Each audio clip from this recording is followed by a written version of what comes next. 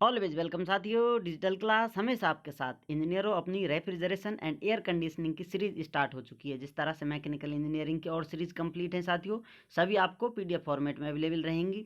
इन नोट्सों का इस्तेमाल साथियों, जो आपको कंटेंट के रूप में दिया जा रहा है, पीडीएफ फॉर्मेट में अवेलेबल रहेगा। इन्हें आप गेट, बीटेक, एएमआई या फिर किसी एई जेई के एग्जामिनेशन के लिए, स्टेट हो या आरआरबी, एसएससी, जेईई हो साथियों, उनके कंपटीशन के एग्जाम के लिए इनका आप इस्तेमाल कर सकते हैं। आपको जनरल नॉलेज की सीरीज भी अवेलेबल है, जिसमें वर्ल्ड जियोग्राफी से लेकर इंडियन हिस्ट्री तक कवर आपको अवेलेबल नोट्स हैं। ये भी सीरीज आप देखें और नोट्सों का इस्तेमाल कर सकते हैं आपका टाइम सेव करने के लिए, क्योंकि यहाँ पर नोट्स फुल प्रॉपर वे में बनाए गए हैं। डिटेल सॉल्यूशन आपको मिलेगा, हर पॉइंट हर टॉपिक डिटेल में कवर किया गया है। या फिर उसके लिए आपको रेफरेंस पॉइंट दिया जाएगा, कहाँ से आप उसे कंप्लीट देख सकते हैं, किस टॉपिक पर आपको विशेष ध्यान देने की आवश्यकता है। तो चलिए इंजीनियरों, आते हैं हीट ट्रांसफ़र की तरफ। ये थर्मोडायनेमिक्स में हम डिटेल में कवर कर चुके हैं, लेकिन यहाँ पर भी शॉर्ट पॉइंट हैं जो आपको रिकॉल करने के लिए, रिवीजन के लिए या फिर जहन में रखने के लिए फिर से रिवाइज कराए जा रहे हैं, जो आगे कहीं आवश्यकता पड़ेगी, जहाँ जहाँ जिस प्रकार से आपको तुरंत ये याद रहेंगे। तो हीट ट्रांसफ़र क्या होता है साथियों? कोई प्रोसेस होता है, उस प्रोसेस में से हीट या तो सिस्टम में हीट दी जाती है या फिर सिस्टम से हीट ली जाती है साथियों। अब ये किस प्रकार से होता है? कोई प्रोसेस होता है साथियों, उसमें हीट दी जाती है, ली जाती है। हीट पंप हमने पढ़ा है साथियों, रेफ्रिजरेशन हमने पढ़ा है। हीट पंप का उल्टा होता है, या फिर कहें डिजायर बदल जाता है, तो रेफ्रिजरेशन और हीट पंप अलग अलग हो जाते हैं। अब हीट ट्रांसफर क्या होता है साथियों? ये पाथ फंक्शन होता है। मान लेते हैं एक स्टेट ये सिस्टम की, दूसरी स्टेट ये है, तो इस प्रकार से इस प्रोसेस को करते हैं, फिर वापस इसी पे चल जाते हैं, तो अपना ये साइक्लिक प्रोसेस हो जाता है। तो क्या होता है साथियों? हीट ट्रांसफर पाथ फंक्शन होता है। किसी एक पॉइंट पर हीट ट्रांसफर नहीं होती है, धीरे धीरे कोई प्रोसेस में हीट ट्रांसफर होती है, या तो आती है साथियों या सिस्टम को दी जाती है। तो इस प्रकार से ये पाथ फंक्शन होगा। और इनएग्जैक्ट डिफरेंशियल होता है। यहाँ पर दोनों हीट है साथियों, सिस्टम से ली जा रही हैं, दी जा रही हैं, अलग अलग पाथ में अलग अलग हीट ट्रांसफर होता है, सेम नहीं होता।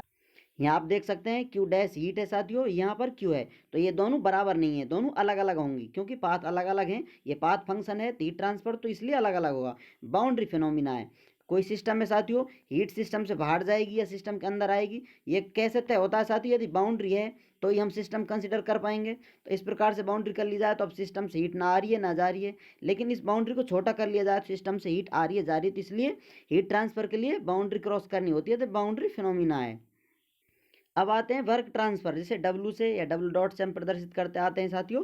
वर्क इंटरेक्शन भी इसे कहते हैं। ये भी क्या है साथियों? पाथ फंक्शन है। और ये इनएग्जैक्टिव डिफरेंशियल है, डिफरेंशिएशन है इसका साथियों। और यह कहें बाउंड्री फिनोमिना है, इसमें भी ये आपको कंडीशन देखने को मिलती है।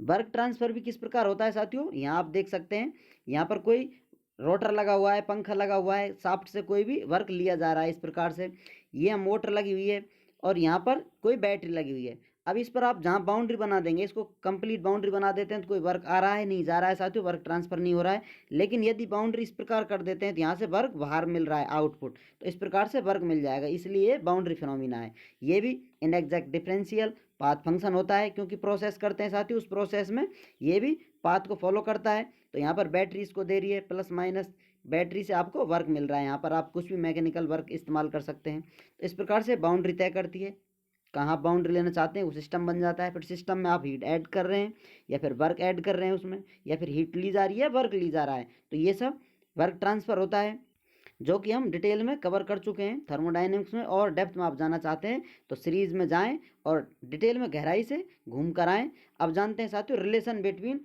Are and R bar. यहाँ पर साथियों आइडियल गैस हम थर्मोडायनेमिक्स में स्टडी कर चुके हैं, तो उनमें से आप वो डिटेल स्टडी के लिए थर्मोडायनेमिक्स जा सकते हैं। यहाँ पर हम रिलेशन पर स्टडी कर रहे हैं। इसमें साथियों आर क्या होता है? कैरेक्टरिस्टिक गैस कांस्टेंट होता है, जो क्या करता है? डिपेंडेंट ऑन एनी गैस, ये हर गैस पर डिपेंड करता है साथियों। हर गैस का अलग अलग अपना कैरेक्टरिस्टिक गैस कांस्टेंट होता है। लेकिन आर बार क्या होता है साथियों? यूनिवर्सल गैस कांस्टेंट होता है, जो कि इंडिपेंडेंट ऑफ गैस टाइप, किसी भी गैस पर, किसी भी गैस के प्रकार पर ये डिपेंड नहीं होता है, सभी के लिए यूनिवर्सल होता है, सभी के लिए इसकी वैल्यू सेम रहती है। इनका रिलेशन क्या है साथियों? आर इज इक्वल टू, इसकी यूनिट लिखी जाए किलो जूल पर किलोग्राम केल्विन, ये किसके बराबर होगा? आर बार। अब इसकी यूनिट लिखी जाए, ये किसके बराबर होगी साथियों? ये किलो जूल पर किलोमोल केल्विन। और डिवाइड क्या है साथियों? गैस का मॉलिक्यूलर वेट या मॉलिक्यूलर मास होता है। तो इस प्रकार से साथियों इनका रिलेशन होता है। अब इसको आप लिख सकते हैं साथियों, यूनिवर्सल है तो ये कांस्टेंट रहता है, इसकी वैल्यू चेंज नहीं होगी। तो आप लिख सकते हैं आर की वैल्यू किस पर डिपेंड करती है, मॉलिक्यूलर वेट पर या मॉलिक्यूलर मास पर। आर प्रोपोर्शनल होता है साथियों, या आप कहें इन्वर्सली प्रोपोर्शनल होता है मॉलिक्यूलर वेट के या मॉलिक्यूलर मास के। यहाँ पर मॉलिक्यूलर मास ऑक्सीजन का होता है 32, नाइट्रोजन का 28। तो इससे आप पता लगा सकते हैं साथियों इसमें आर की वैल्यू किसकी अधिक होगी, जिसकी वैल्यू साथियों यहाँ नीचे मॉलिक्यूलर वेट या मॉलिक्यूलर मास की वैल्यू ज़्यादा है उसकी वैल्यू कम होगी, तो इसलिए ऑक्सीजन की वैल्यू यहाँ पर कम होगी। तो इसलिए आप साइन लगाएंगे Rn2 is greater than RO2। तो इस प्रकार से आप यहाँ पर आर की वैल्यू पता कर सकते हैं। उम्मीद करते हैं साथियों वीडियो में दी गई जानकारी आपको अच्छे से समझ में आई होगी। धीरे धीरे वीडियो की लेंथ बढ़ाई जाएगी, स्लो सीरीज पर अपनी स्पीड आएगी। अभी कुछ बेसिक बातें हैं जो आपको पता होनी चाहिए, जिन्हें हम शॉर्ट में कवर कर चल रहे हैं। आपकी स्पीड बूस्ट करने के लिए आपको सजेस्ट किया जाता है कि आप जाएं थर्मोडायनेमिक्स की प्लेलिस्ट पर, वहाँ पर सारा कंटेंट अवेलेबल है। आपको फुल सीरीज़ कंप्लीट है, सारे नोट्स अवेलेबल हैं। रिवीजन कर यहाँ पर आएँ, जिससे आपके सारे कॉन्सेप्ट क्लियर होंगे। आपको स्टडी करने में पॉइंटों को या कहें डॉटों को कनेक्ट करने में बहुत ही आनंद आएगा, तो आपकी स्पीड भी कंट्रोल हो पाएगी। वीडियो को अंत तक देखने के लिए, चैनल से जुड़े रहने के लिए आपका बहुत बहुत धन्यवाद। मिलते हैं नेक्स्ट वीडियो में। जय हिंद, वंदे मातरम।